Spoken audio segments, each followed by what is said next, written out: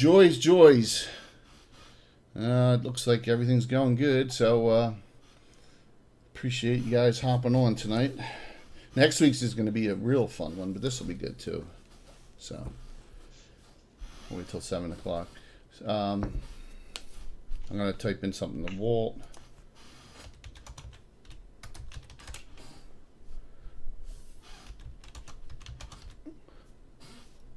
He should just come on at this point. Yeah, I know. I'm trying to get him on. Hey, everyone.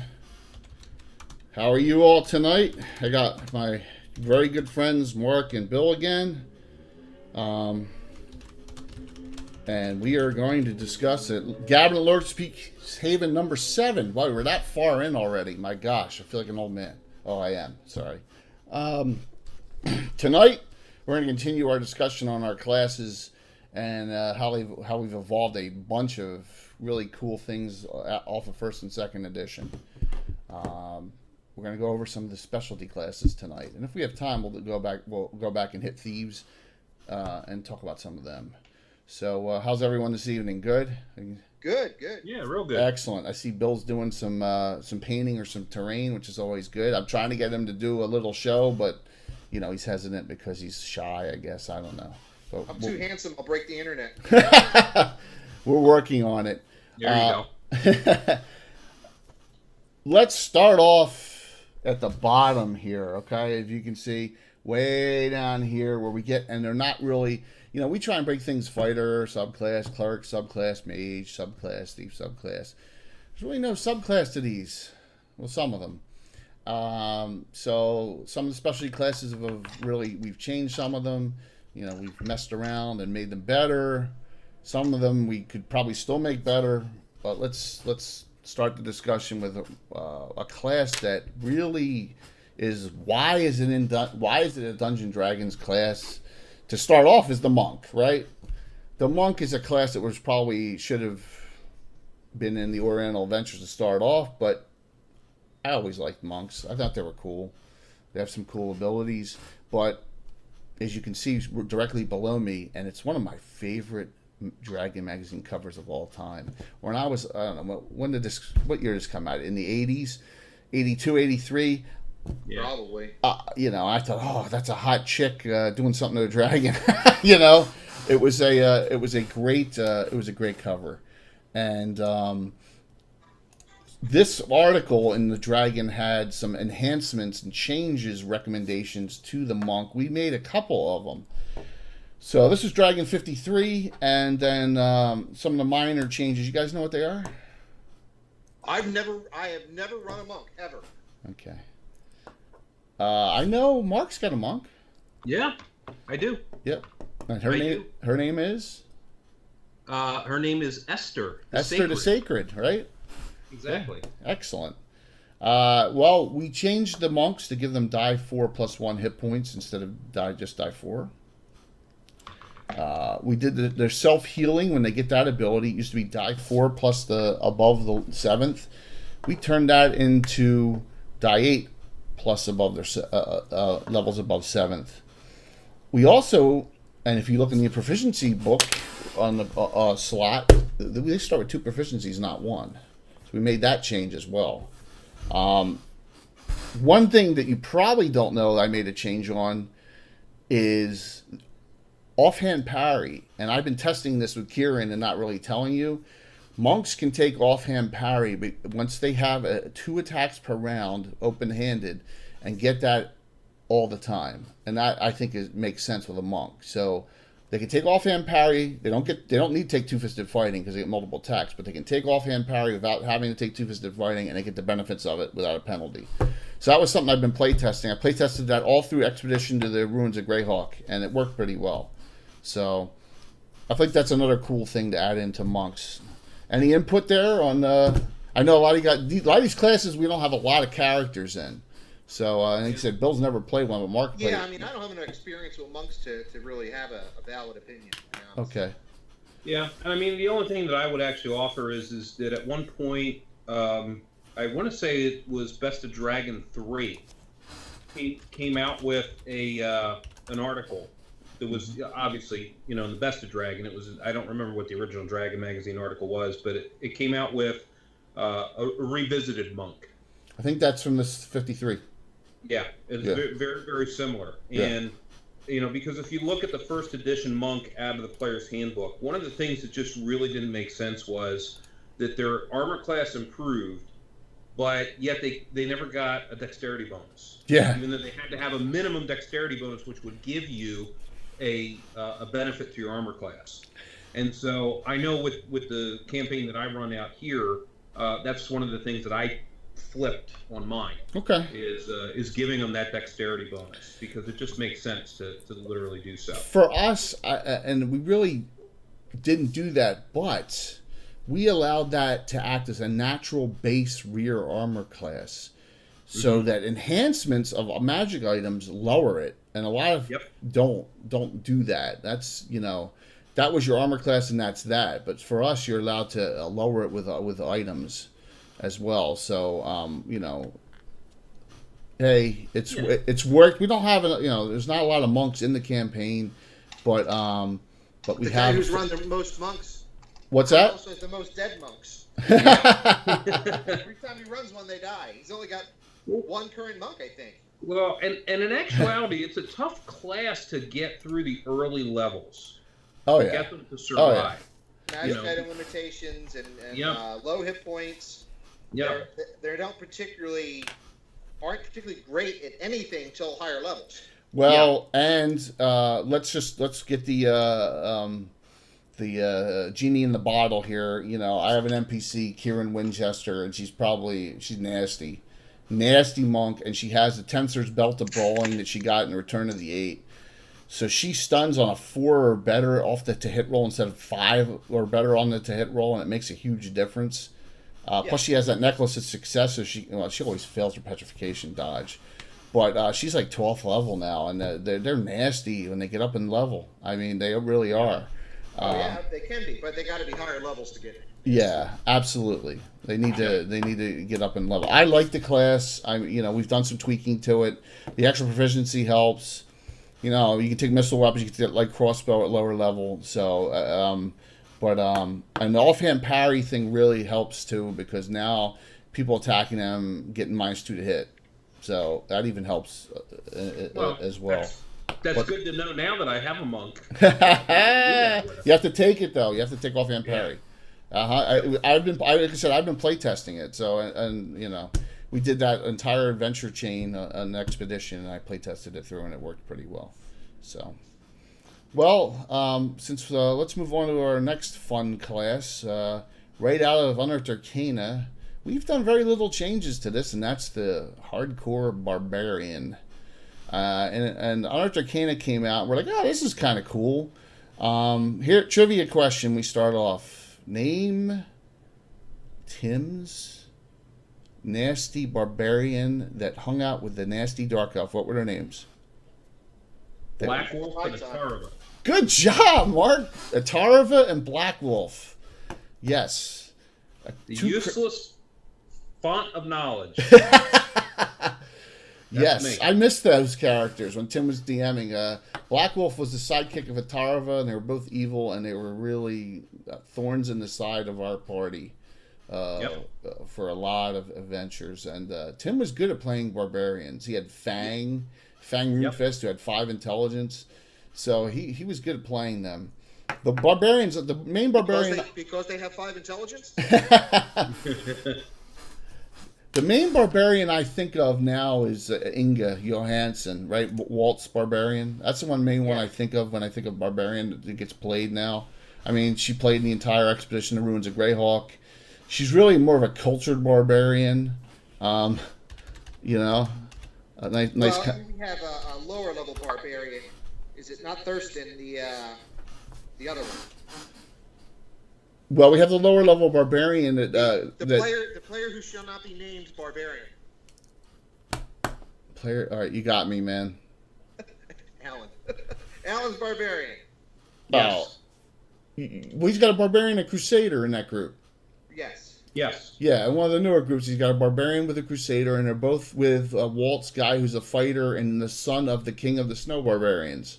Yes. Yeah. Yes. So another fun group. I look at it this way. It's a class that has some huge advantages to it that can be really abused. Double hit points, con bonus, double dex bonus if they wear completely non-bulky armor like leather. I mean, and you can put them in elven chain, right? Theoretically, or no armor, and they get the double. What's that? Yeah, theoretically. Yeah, absolutely. We've given them one weapon specialization. Now that's only a +1 hit, +2 damage, and it doesn't confer extra attacks. I look at and all right. Here's another trivia question. They get die 12 for hit points per level. What other class gets die 12? Oh, come on now. That's easy. Duelist. Yes. So they're the two that get the die 12 in the campaign on hit points. I wanted to see if you're on your toes, man. And you are, so I appreciate that. What I like about the barbarians that we have, everyone role plays them properly, and they all come from the northern lands, whatever they are, wolf nomads, snow barbarians. They all come from up there, and they come down to Greyhawk City or wherever, and they're played properly. They don't just appear out of nowhere. I got a barbarian. Everyone gives them a complete backstory, which is good. Everyone works on them, but it's a class, man. It's a drag for experience table. So you can just ask out. They gain so many benefits. I mean, you play a first level barbarian. I mean, by the time that they reach third, or everybody else reaches third, usually they're reaching the second. And they have, all of those benefits that they have at lower levels. Really, I mean, you put a straight fighter against them at 7th level that's double specialized, we'll maul them. I mean, yeah. It's a class. Oh yeah. It's a class that you get a you can abuse the hell out of this class. Oh, yeah. And if you run a traditional setup barbarian, single specialized with shield, old school style before our modifications, a 7th level fighter, 7th level barbarian, the fighter wins just on the sheer number of attacks. Well, now you modify the barbarian with the enhancements we have. Could ultimately, like two-fisted with specialized. They become a lot nastier. That's true. Their base armor class is generally low. That's true, but it's still, you could really, I mean, 5th level, you could have like 80, 90 hit points, and if you abuse the two-fisted fighting rules, then, and remember they get like multiple attacks like at what, 5th or 6th. 5th. Yeah, 5th. So they're immediately, if you're two-fisting, and a lot of them, I don't really think it should be a two-fisted class. They should be shield wielding for the most part, in my opinion. But It just depends on how you model the barbarian. Yeah, absolutely. So it depends on the adventures that they're actually in too. Mm-hmm. I mean, like if a barbarian wouldn't fit, of course, in City of Greyhawk. Right, even though we have the highest level one that's played is in the City of Greyhawk, so. Yeah, but what I mean is that those adventures go outside of the city. Their base of operations is that. I'm saying if you're doing a true city type of adventure, they're kind of worthless at that point. I mean, they're just a buffed up fighter. Yeah, they're a backup fighter. Yeah, that's true. That's true. Outdoors is where they can really, because they got the leaping, increased movement rate, and all that. So. I mean, it's the same thing when it's real easy to counteract it simply because just like you would with druids. I mean, druids can be extremely nasty when they're leveled up against everybody else because they go up so fast. And if you get into, I mean, you remember the druid I had in Tim's campaign. You get an animal army basically on your side. Yeah. They're great outdoors, but you put them in a dungeon. Yeah, that's true. They can't do much. Yeah. In there. I mean, Call Lightning is out. All their Summon Insects is out. All their animal capabilities is out. Too, with the advent of more of the specialty druids now, too. Now that we have specialty priests, the Shuranosh guys and Alana. So that isn't as big a factor anymore. But yeah, old school was definitely a factor. It killed you if you were a druid inside. Absolutely. And we've tweaked that. I mean, we always work to enhance it so that the classes have some balance to it, and so that some of the classes are more functioning. Hence the Avenger subclass to druids, to make a combat druid. So it's always a work in progress. And speaking of a work in progress, we got to discuss the next class completely, and that's the Bard. It's still the first edition old school triple class character, where you can go up to 7th in fighter, and then up to 8th in thief, and then start as Bard. Well, that's actual our rules, Right. For a specific reason. Right. To do so. And that reason is what? Abuse. Plain and simple. Abuse. Yes. You have a character, Wendelin, who's not that way. She went a lot lower level in fighter and thief, and got the Bard, which I appreciated, and you enjoy playing that character. But the way we work with that 7th level, that's the multiple attack, and if you're double specializing as a fighter, and then you're going up to thief, and you're surpassing that 8th level thief, you get an extra hit die, and then you get your hit die from starting first at Bard. I was always thinking, well, maybe we should, maybe it should surpass again, but hey, it's set the way it is. It's a lot of hit points. You're talking about characters in the 120s in hit points sometimes. Oh, so easily. yeah, I think Walt, if you're chatting and leaving messages, you're leaving it on you're whispering me, and you're not putting it in the stream chat, so I don't see it pop up. So if you can, try and put it in the stream chat, okay? I see it. I have to go off and pop it back on and off, but that's cool.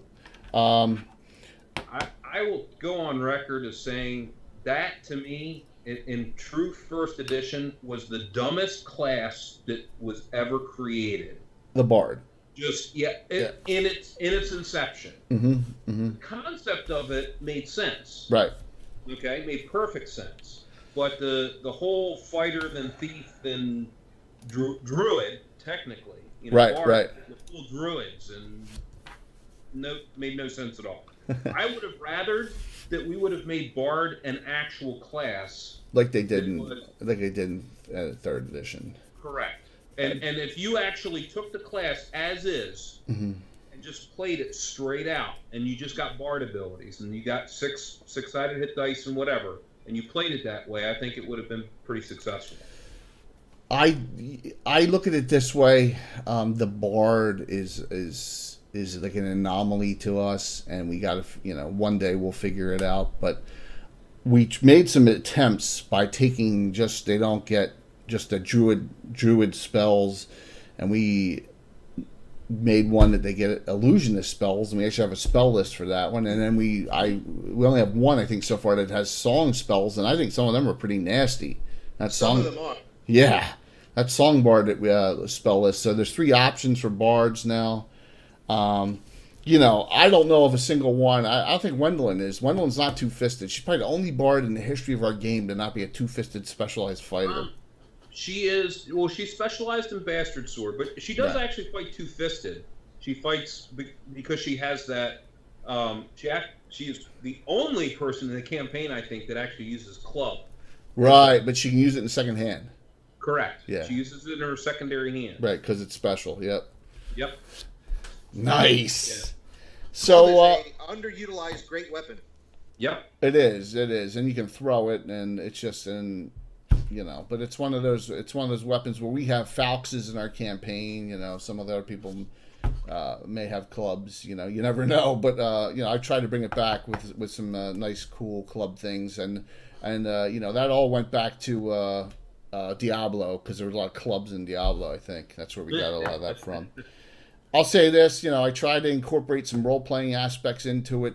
There's the Bard College in Greyhawk, and if you were adventuring in an adventure group in Greyhawk and you were attending the Bard College, when you got 10% to your experience, because they don't get 10% bonus in Bard. So we tried to do some changes and make enhance some things, but to some success. I just the hit point thing is just crazy, but hey, it's one of the, like I said, it's one of those anomalies I'll live with. Back in the old days, we did experience. I mean, we did hit points the wrong way for multi-class characters. You know, we had characters with over 200 hit points in the Monty Hall days until we figured out this isn't right. So, you know, it's just that one anomaly. But we're getting characters now, 6th, 7th level.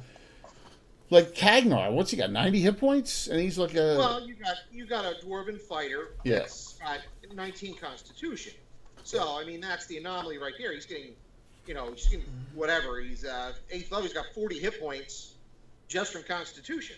Yeah, yeah, and Crystal, she just made 7th level, and she's got over 90 hit points. She's a knight. Yeah.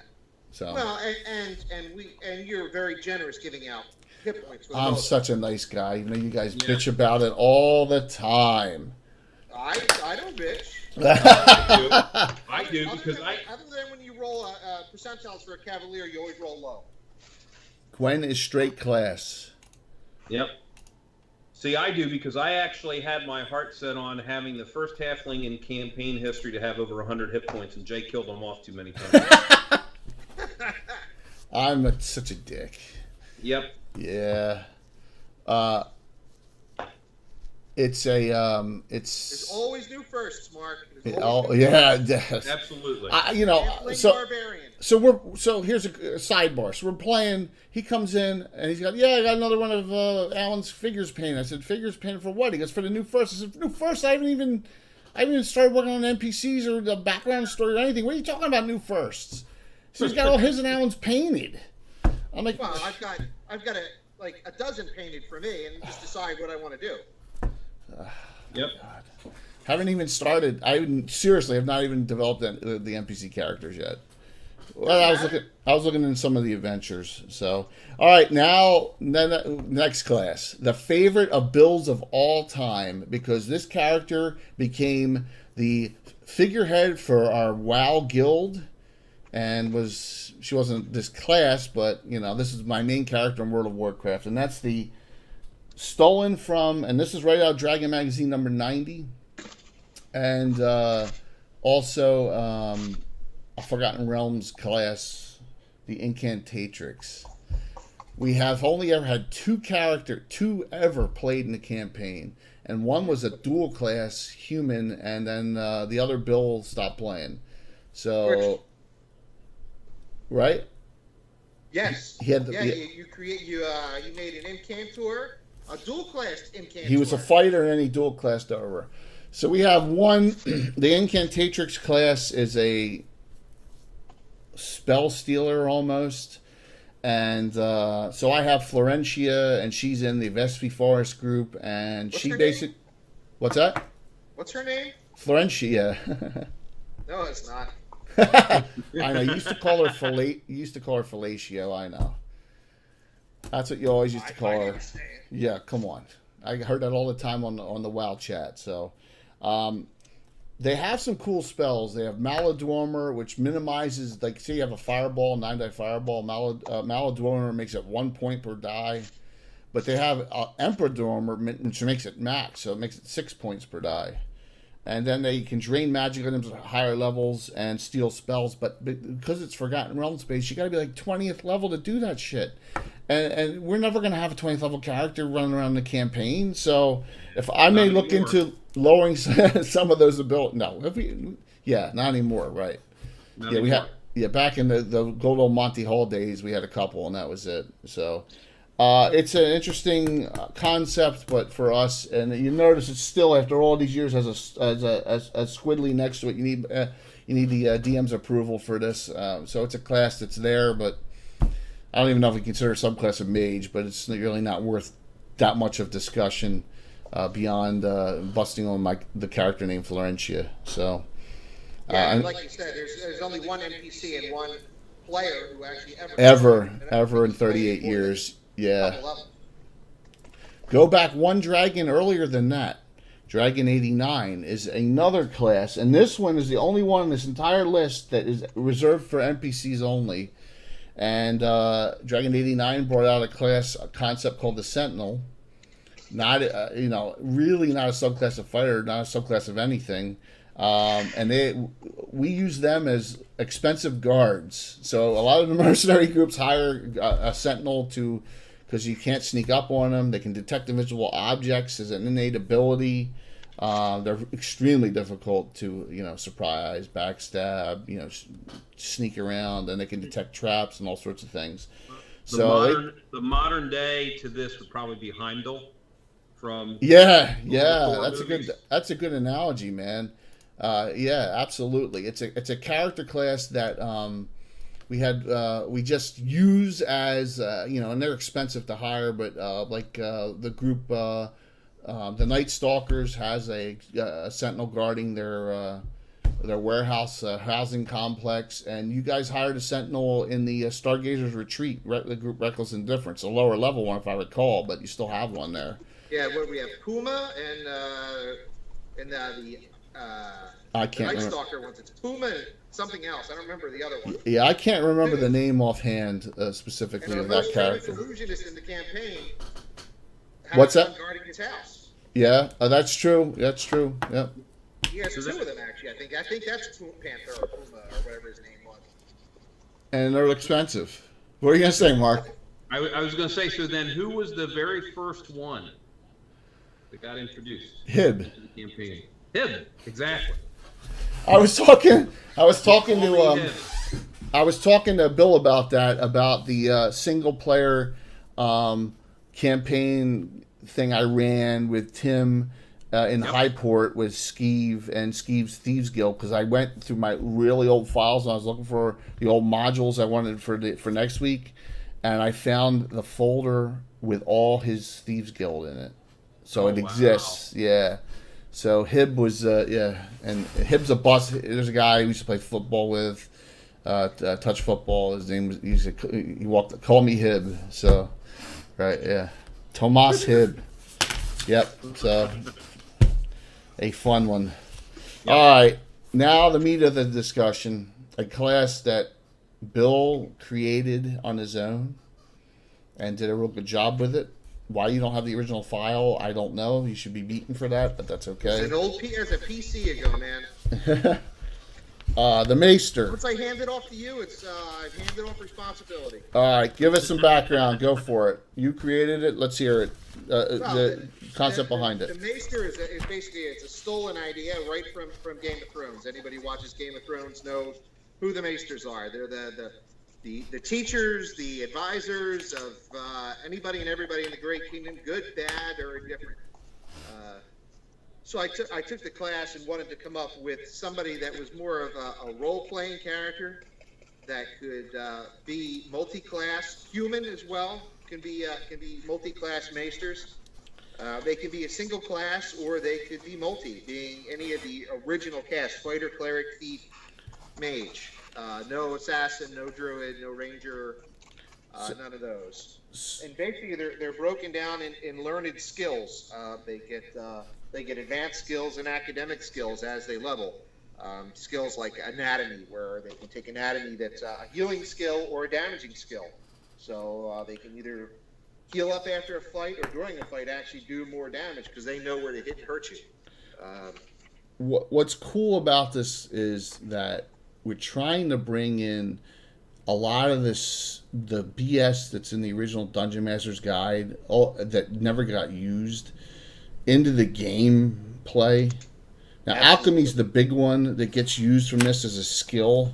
And I've developed this book. I put together a compilation of all the alchemy stuff with recipes and, going through to try and, get a Bible for that.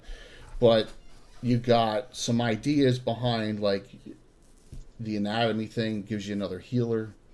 Leatherworking, which is an academic skill, so you can take hides and make them into armor. And there's a lot of roleplay opportunities off the academic skills. And to make it so that you could be a fighter, cleric, thief, or mage, and then make it a maester as well, gives it a chance to play in the adventuring group. And I think that was a great idea.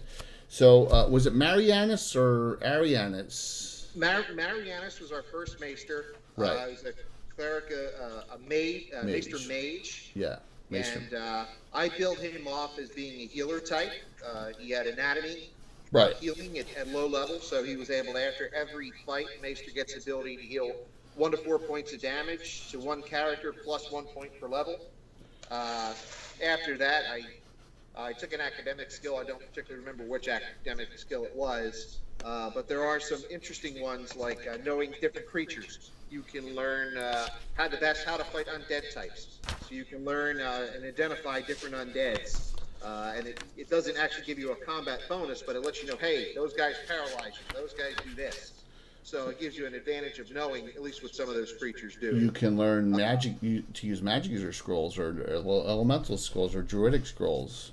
That's another one of their that's one of their advanced skills. Yes. They can actually take paths of study, such as mage, the path of the elements, elementalist magic, religious theory, where they can use those classes' items and/or scrolls at limited level. Though if they find a 12th level scroll and they're a 5th level maester and it's a spell that they could cast, it, but it's only at the maester's level. So they're not really infringing on magic users, but it's a great fill-in if you're in an area where you don't have mages and you're finding a lot of mages to fight. They can convert their spell books into scrolls, and it gives a nice little bump to that class. And there's a lot of like seamanship, metallurgy, animal husbandry, academic skills, art, music, laws and customs, humans, demi-humans, cartography, appraisal and barters, all different other sorts of skills that can be fleshed out.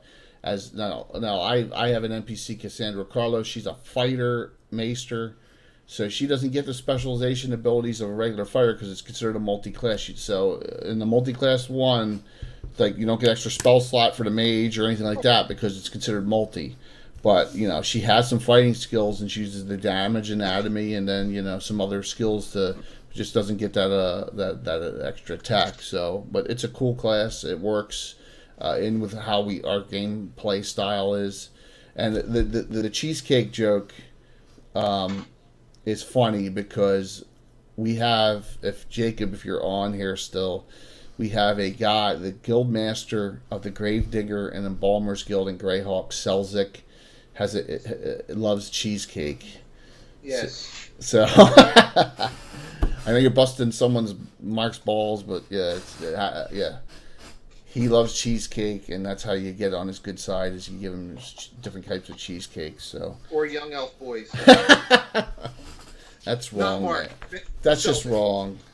Yep. So not me. And they do backup work as the group sage. Yes, so, because they do get a lesser version of legend lore. Yeah. So it's a fun way of also there you can research and. You can say, hey, you made a legend lore check and you found out about this treasure map. So it's a nice, easy tie-in for DM2 to set up adventure time. Every group of ours that's new should have a maester in it. It's just the way it should be at this point because it makes it a lot easier to do the miscellaneous stuff. I mean, with 15 characters in a group now, because everyone gets a choice from 3, it's that way. So there should be plenty of room for someone to have a maester. Yep, absolutely. Yeah. And it just exploded. I mean, I think that isn't there like one group that had like 3 different maesters? Well, John had one, but John's been out on his disability, so he hasn't been around. We had 2, I think, in there. There was 2. One was a thief maester and a clerk maester. So we've had all 4 classes tried on it. So It's when you have that many too, you can take so many of the other classes. You can have one be the alchemist, one be the healer, one be the metalworker who can make. At one point, they can masterwork weapons when they get high enough level with the skill. Yep. So it's a lot of fun. You got a high level master leatherworking maester, and you get some dragon scale. Wow, that's pretty cool. I can make leather armor out of dragon scale. See, and I don't even know if this is reinventing the wheel for 5th edition. I don't know what they do with that kind of stuff in 5th edition. I have no idea. And I never asked Brian or if that even comes into play now in the 5th edition. These skills like that. So yeah. Well, and the cool thing is too is that even take away the concept of the player character doing it. It just fills a lot of holes. That yeah, no, it does. For all sorts of different. I mean, going and finding like beforehand, like if you had dragon armor, or you want to make dragon armor, well, who would make it? You'd have to get an armorer or a leather worker or something along those lines. There was always that kind of given about the stuff that you do, like getting stuff identified or and so forth. It just fits in real nice. Did you understand Jacob's question? Made from clients. Yeah. Yes. So it's maybe we'll enhance it at some point, but it's working well for us. And the character. And it's kind of an open class too. I mean, if somebody can come up with an interesting either academic or advanced skill for them, we can put it in. It's really wide open. We only added the one thing I suggested, which was the elementalist spells, not considering that you want that separate. So. Yep. And one of your characters isn't it? And he got and actually had a quasi. I think had a couple. He's both He's taken the dark path, which is necromancy, and right. he has path of the elements. Right. So he can use necromancer scrolls, and he can use elementalist scrolls of any type. So I'm just looking through here, and it's a good. The macers tend to be the background characters. They don't tend to be like the main mage in the party. Or the main cleric, or the main fighter. They're like the backup. Utility City. Yep, like the fighter cleric mage. Yep.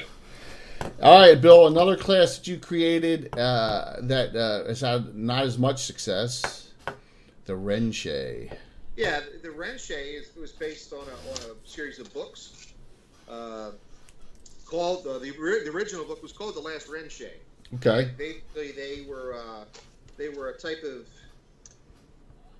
Viking-ish based on the Northmen, but their sword style was based on finesse and precise striking rather than cleaving away with a broadsword or axe. And actually their enemies were the heavy armored Northmen. So that's how they would fight. They would fight as a finesse type character. We fit them in as like from the Aspert Isle and the Sea Barrens, which is really remote, but we only have ever had two, I think. Yeah. Two. One was my original, and one was a character to make fun of my original. There was Tolrin and Run Tall. Yeah. They remind me of the Kensai a little bit. They can't wear armor. They fight two-handed. They can use longsword. There's a little bit of a penalty there, but they can, they gain a lot of hit bonuses very fast, but aren't excessive damage doors. Yeah, I think that if you I put this down, if you have a choice between a duelist and Shay, everyone's going duelist. I think everyone just likes the duelist a little bit more. So, but it was more of a.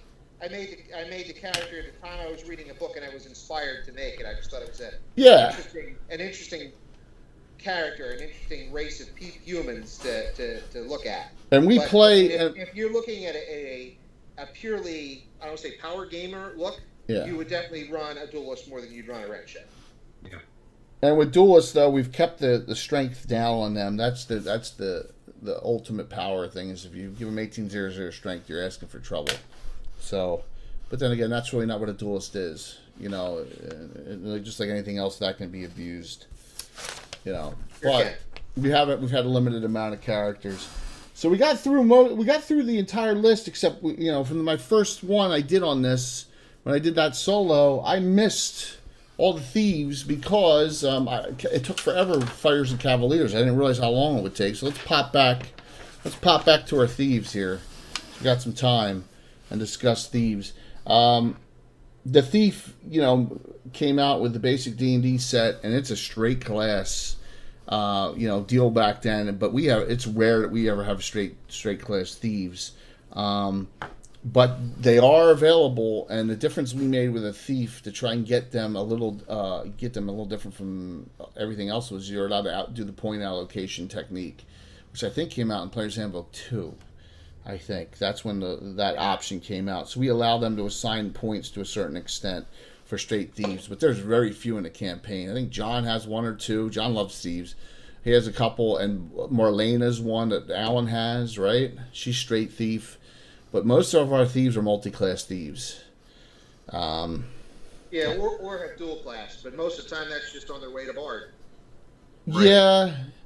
Yeah, but then you get like, well, Alan has one, right? His dude from the future. He was he was Thief Acrobat. He was Thief Acrobat. Okay. Yeah. Speaking of that, the Thief Acrobat came out in Unearthed Arcana, and it looked cool. It's tough to really apply a lot of that stuff into the gaming, even with even using miniatures. But we make the attempt to. Another class that they can stun instead of backstab. They get a lot of jumping abilities, tightrope walking. They get all the evasion capabilities. Which is which is you always got to remember to use it without doing 3D mapping. Yeah, it is difficult, but it's something that it's there and you can play that class. And like I said, Alan's done pretty well with his. Actually, he dual classed to mage, or it was mage, right? Mage. Yeah. Yeah. I mean, I have one that's actually a multi-class. It's a necromancer. Yes, you do. Yes, you do. Acrobat, and I absolutely enjoy playing it. Yeah. I think it's an awful lot of fun. Well, it really it gives you just beyond the I'm going to go around and backstab. It gives you some other things you can do beyond that. Especially the stunning ability. So. And you just got, if you win initiative, you get a huge chance to so that they can't even hit you. Yep. The key, get that initiative win, and then so it's a class that can be, I see a lot of potential for a possible abuse down the road. But that's cool, Bill. Making another one of those Viking huts, that's awesome. No, it's a little church. Oh, okay. Yeah. Cool. Excellent. Yeah. So. It's another class we have it's available from the Unearthed Arcana. Another class that we have really just recently used that came out of the Greyhawk 3rd Edition reference, right from the Greyhawk folio, and it was a Greyhawk City class, which was called the Thug, and it's basically a bruiser type thief who really doesn't rely on his thief skills. They get to allocate points, but at a lower level than a straight thief. I don't think we allowed a multi-class option on this, right? We went straight only on this. Straight. We have one in the game. Walt has his Rafiki with one. He's got his arm cut off. He has one arm now, but he still can play him.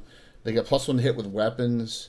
They can wear they can wear a little bit heavier armor than leather, but not much.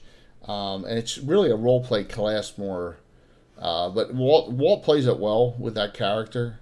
So we really haven't had anyone beyond that. But that's probably the newest class I've brought onto this entire list, if I recall.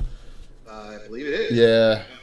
So that was a newer thing. Yeah, Jacob, he's a master at you've seen the pictures, man. A master of the like I said, he should really do some shows on how he makes the stuff.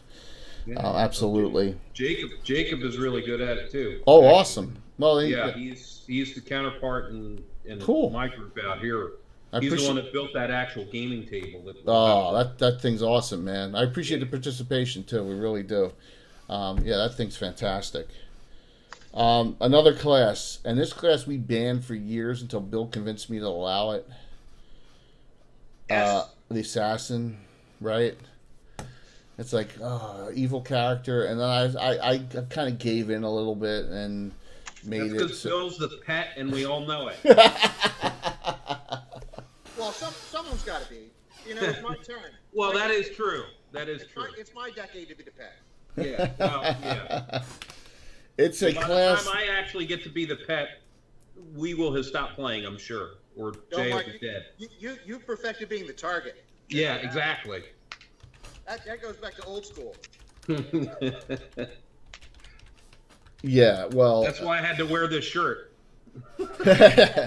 Well, at least you don't have your dead. What do you do next down? That would have been even better. The old John quote. So I created a class before I even knew it was written up called the Bounty Hunter. It's one of the first NPC classes I ever made. And so that people could be satiated and not want to play assassins, because Walt had Ishtar, her cat, right? That was an assassin, Right. and yeah, back in the day, because because it was like an evil class only.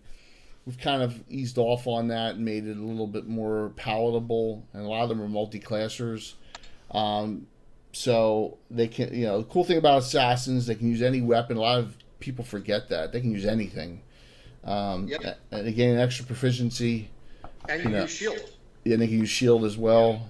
Yeah, well, there's an NPC that uses shield and is, it's going on right now, right? Glendennon is one of these straight guys, so that is trying to pose as a thief in that group, and everyone's probably found him out, but he's goes around with a shield, so it's pretty obvious at that point. But with the bounty hunter, we made them a little bit different as an alternate. They can actually specialize in a weapon, and when they at 8th level, they get 3 every 2 with that weapon, and it's kind of merged when we go back to Baldur's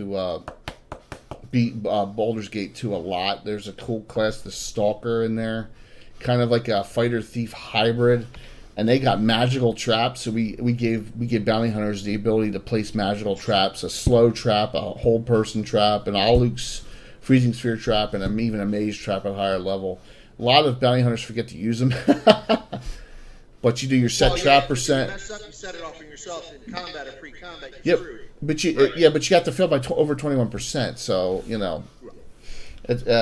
there's a guild. There's a guild of bounty hunters in Altamira, and we try to Mark and I got the 2 best friends, Fedez and Farquaad. Yep. He's got the half-orc bounty hunter, and I got the human bounty hunter. And the mayor of Altamira is the grandmother of the Bounty Hunters Guild, Charisse. Yep. Yeah, she's getting real old though. Yep. So let's see. All right, Mark. With windows cut out so light can come through, or leave it dark. Oh, it's a church. You got to have light coming through. All right. Did you buy stained glass? No, I'm going to use the grate that I have. Oh, cool. So it'll shine through. Beautiful. Just lay the 2 lights inside. Excellent. So bounty hunters, and you can multi-class bounty hunters. Yep. And you can multi-class assassins, and that comes with a lot of Bill's got a specialty piece to Hexter that's an assassin. The Shadow Mage class works real well with both the bounty hunter and the assassin. It does. With enhancements I have one of each of those. Yes, it really works very well with them. They really serve a benefit. Particular bounty hunters can track. So if you're missing a ranger or a bandit, you can get a tracker out of that, or especially piece of Tretharian, you can have a tracker. But Bounty Hunter is such a great class. It just really is. Yeah. I think bounty hunters excel better as multi than they do as single. They do, but they really have. I mean, you got your old school like Fedez and Farquaad. You got your old school straight ones. Yep. They don't do well in a head-to-head fight against a fighter. That's not what they're made for. They got to get that knockout. You know what I mean? Yep. That's what they got to do, and they got to have some incapacitating other things to do, like a rope of entanglement helps or something. Unfortunately, that single class always gets against a monster that just out fights them. Well, yeah, and monsters aren't meant to be knocked out, right? So that's the problem there. You can't knock out a Bahir, So it's not going to happen, But well, and they can also be some of the biggest nemesis. Thank you. As well. Yes, they can. Yes, they can. Go ahead, Mark. Bring up a couple of them. Yeah. So the first one, obviously, that always comes to mind, and the quote was, "So you think you're tough?" Would always come out. And so early on in the campaign, before bounty hunters really became a player class, there was a bounty hunter that was out there. His name was Lisden, and Jay used to use him as an antagonist against us all the time. And most of the time it was somebody that shot their mouth off for whatever reason. And then there was always a point where we were traveling to wherever it is, and it didn't make a difference. And Jay just always threw it in just to be an ass, as usual. But I mean, the funny part always was that you would do whatever it was that you could to prepare for it. And no matter what, he would always disappear. He would get in his one knockout and knock somebody down, and just to give Jay that satisfaction of getting in the last word. But come on, those players, and we know them. We don't want to give them the specific names. Those players deserved it.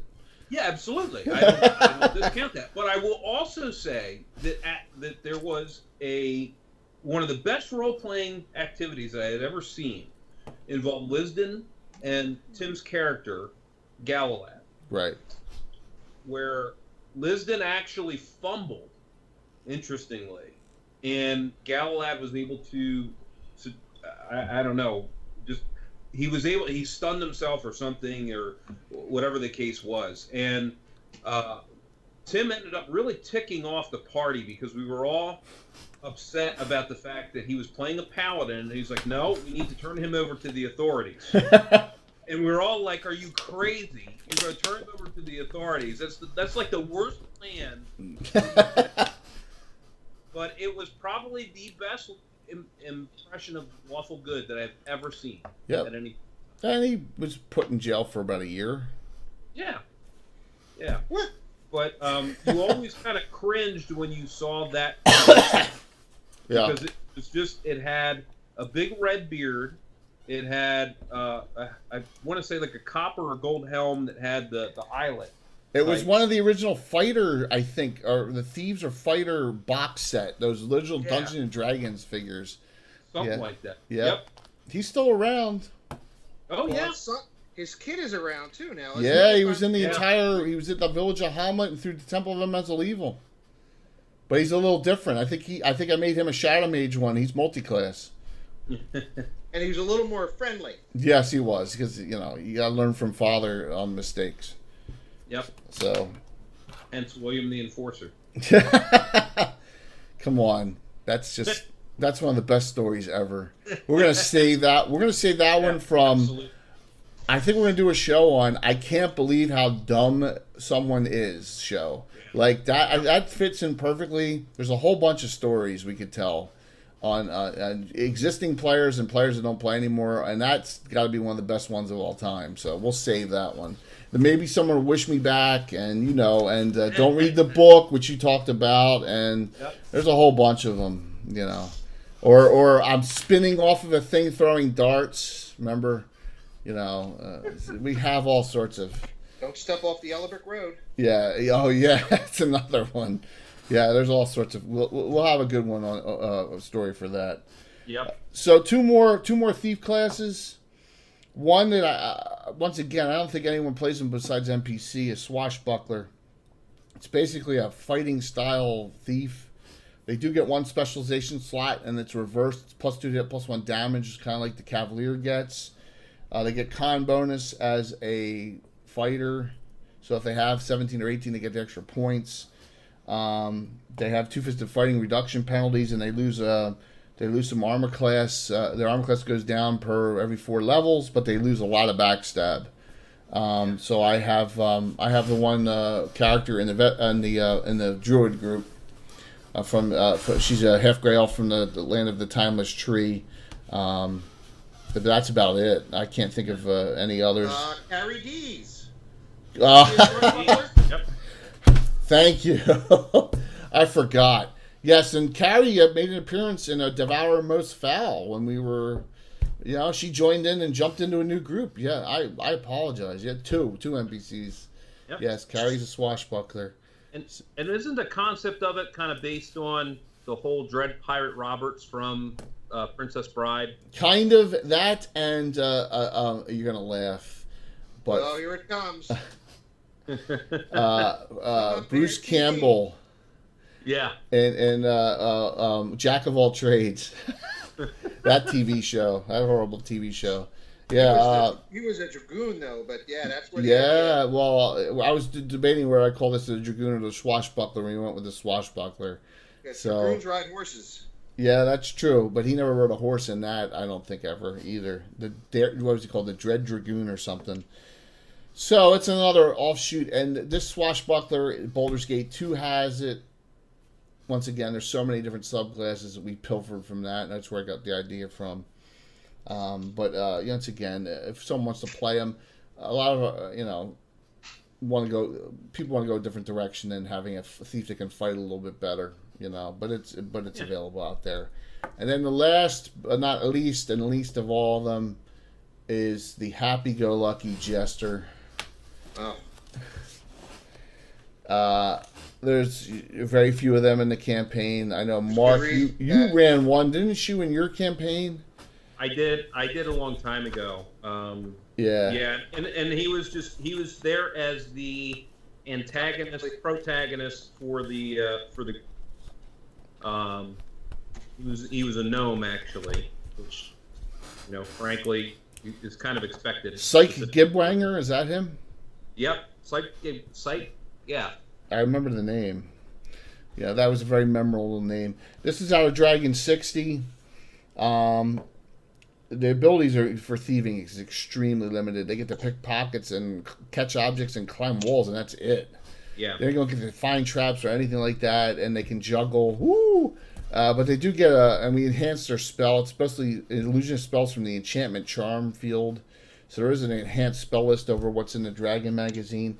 I use them as NPCs. There's one family, the Craxuses, that love to have jesters. So Theo's heroes. Theo Craxus is the self-proclaimed head of that. He's a jester. Doesn't really do much to help the group with fighting or whatever, but he's like rallying and doing cartwheels while the battles are going on for the most part. He's got that wand of dog call. It's about all he can. But it's basically. Yeah, I was going to say he does the actual dog call. Yeah, he has the dog call wand. So yeah, it's basically a role play class. So that's why it fits in for NPC. But if someone wants to play one, they can.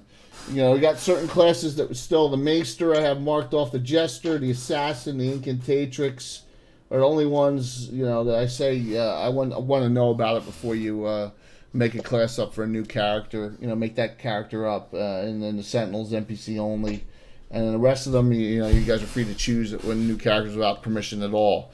So, but Thug was the last class I made. We're testing what's called a Harrier Archer. That's in play test. Off and on, it kind of Alan's idea nerfed it, so we'll see. That's a class that's in play test. It's not up here. I'm not putting Anti-Paladin up here. I'm not putting Deathmaster up here. I'm not putting stuff that's never gonna. It's not even an NPC interacting. It's a bad guy. They don't go on this list. They're not. They're not something that we're gonna put on the list of classes. So. Wow, that timing was good. We finished up almost everything on there. Anything on this entire list to surmise? Hey Jacob, thanks man. I really appreciate it. We appreciate you being on here. Anything you want to anything memorable or any of the classes you want to just do a surmise on or bring up something of the entire list? I mean that's a lot of classes. Yeah. So one I definitely want to bring up is because I don't know if you talked about it or not, but I had found it out of Dragon magazine as well, and that's the Halfling Guardian.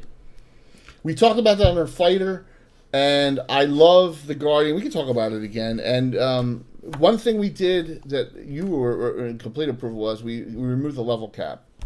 Yep. So they are nasty.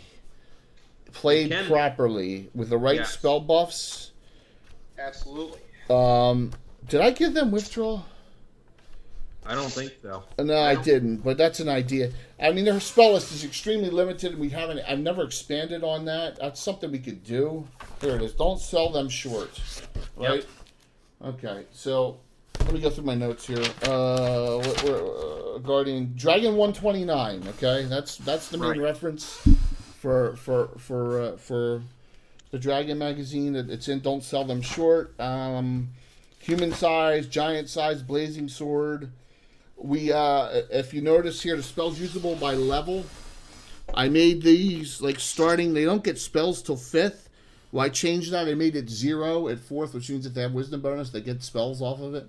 So the zeros go across down. Also, the changes that were made for the Guardian was at 9th level they get +3 to hit and damage now with a short sword. It doesn't end at +2. So they get the double true +3/+3 at 9th. And they get proficiencies every other level 3, 5, 7, 9 instead of what's in the book here. And it's a class that doesn't get played as much because a lot of people don't play halflings. But it's a class that really. Why would you want to? Have you ever played a halfling? Well, that's the thing is that if you like playing those smaller races, it gives them the ability to do something that is almost in my mind it's almost like a cross between a cavalier and an archer, because the typical bonuses that a halfling gets as far as short bow is concerned. Yeah, because if you have 18 decks or +6. Exactly. Yep. Yeah, it's did I get it with sling too? Yeah. Yeah. Yep. But those are better. It's a class that you could really. I mean, they could really be fantastic, but I don't think a lot of people have given it enough, because I know we have a lot of aversion to small players. Like Bill plays a dwarf occasionally, but you don't play gnomes. What? I've got one dwarf. One. Well, that's occasionally. We don't have a lot of halflings and gnomes running around in the campaign. It's a play style. No. John plays the small characters, for the most part, and then Alan plays an occasional gnome and halfling. Yep. So. But all I will say is that the best magic item ever for a halfling guardian has got to be the Merlin spoon. A great story. Yep. Another story we'll tell in a future one absolutely. Well, we had the Merlin spoon come up on Thursday night. So that came up with The Inquisitor has it. The Inquisitor had it. Yeah. Oh, so they get bonuses with that.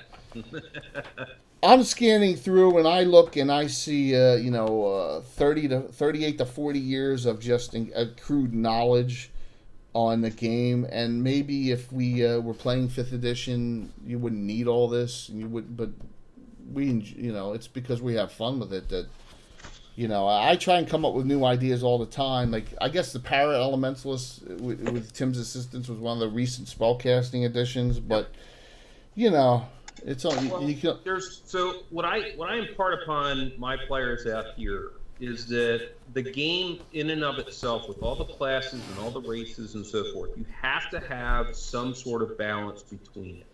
And there's a role-playing aspect to the game. Yep. And so the concept of having like dwarven paladins running around, or half-orc paladins running around, or dwarven magic users running around, it just does not make any sense to do that.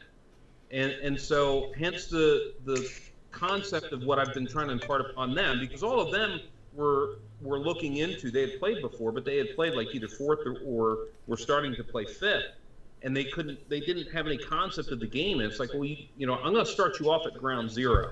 Yeah, that's so you understand excellent. Why things were done the way they were done, so that you can enjoy the role play aspect of it. And if you want to play a certain class, then you also have to consider the race into that as well. Mm-hmm. Because if you had a dwarven paladin running around, if they have an 18 or 19 con, now they're getting +7 right out of the gate. Yeah. On their saving throws. Wow, I didn't even think about that. And so spells, they end up with a 10 at first level. I didn't even think about that kind of abuse. Yeah. It just doesn't make sense. It doesn't make sense to the flavor of. I know it's Middle Earth. It's kind of slightly have that Middle Earth flavor to it. So dwarves shouldn't be spellcasters. They can be priests, but not spellcasters. And we've adhered to that. We've just like that. Remember, I had the big fight with someone on. He wanted to play Have a Fighter Illusionist, and I said no. It's just no. Humans or gnomes, illusionists. It's just but that's just the way it's gone. And if you look on this list, on this races and class list, right here, if you look at like, all right, so half ogre, 1, 2, 3, 4. Half ogres have 6 different classes they can be. Or half orcs have well over 10. Halflings 6. Gnomes 7. Dwarves 9. So it's a fair amount, you know. Yeah. It's not like we're dwarves have their own class, the shield thing. The halflings have the guardian. Yep. You know, gnomes really are the only ones that really can be illusionists besides humans. So it's a good mix. And then on top of with having specialty priests now, having if you're an elf, yeah, you can be a specialty priest, but you can be like, what do we have? 5 or 6 at least developed specialty priests. They're like running their own separate classes in themselves. Oh my God, yeah. So it's not necessarily that you're limited anymore. They're, Yep. okay, so you can't be an elven paladin. Well, okay. So what? You can be an elven crusader. Doesn't stop you from being a holy warrior. That's Doesn't stop you true. from being a specialty priest. Doesn't matter. Selenor, Right. or Corel and Lorethian. yeah, there's a ton of them. Yeah. So we have plenty. Arleth the Theranal, the Dark Elf Hunter. Right. You know, there's a lot of them. We have Solinar Thalandra. Yeah.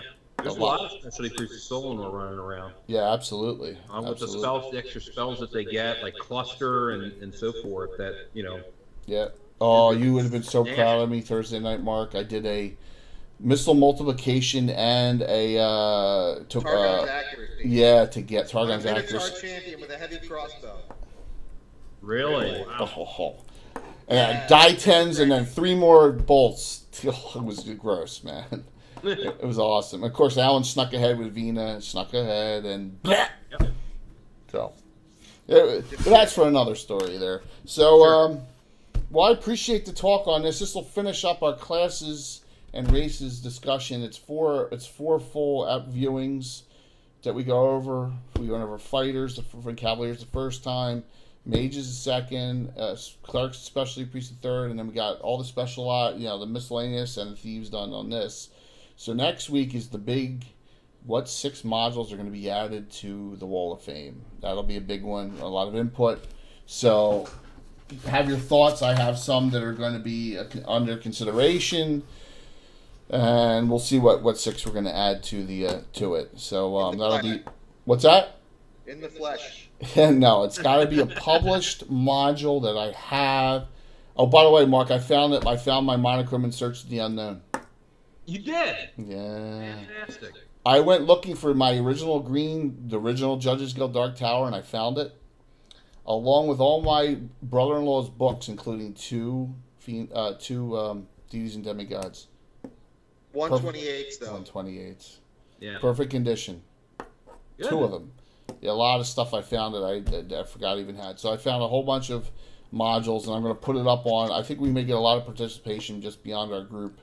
We'll see on that because I know. Put it out by the sea. Yeah. Well, look. Let me put it to you in this sense. So I might be able to enlist the aid of some illustrators.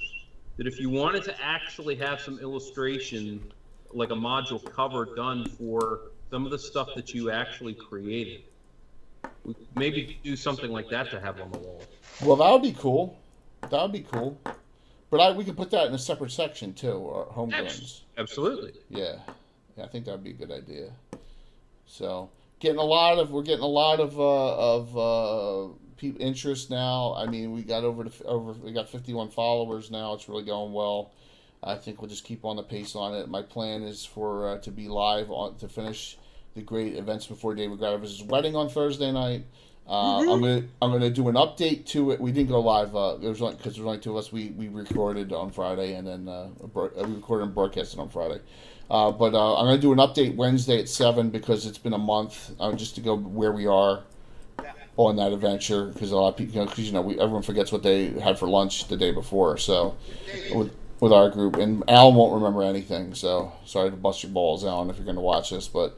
So I'll do that Wednesday, and then Thursday we'll finish that up, and then next Sunday we're going to do our discussion on all the great modules that we have, things that are on the wall and things that are we're considering putting on the wall from that point. So I think it'll be a good one. Guys, I appreciate it. Thanks a lot for going over this. I know a lot of people really dissect this. I've had one or two requests on some more information on some of the classes we do. No one's asked for any hard copies yet, but I've had some discussions for some people on how do you do that, or what's the difference between the undead hunter and the paladin and things like that. So it's been great, and appreciate the time. And any last words? Just nope. I finished my building. I'm good to go. Perfect timing, man. See, you got Bill to do a show at the same exact time. I took it from prime to painted in an hour. That's unbelievable. You bring it Thursday. It's good to go. Awesome. Logging off. Talk to you soon.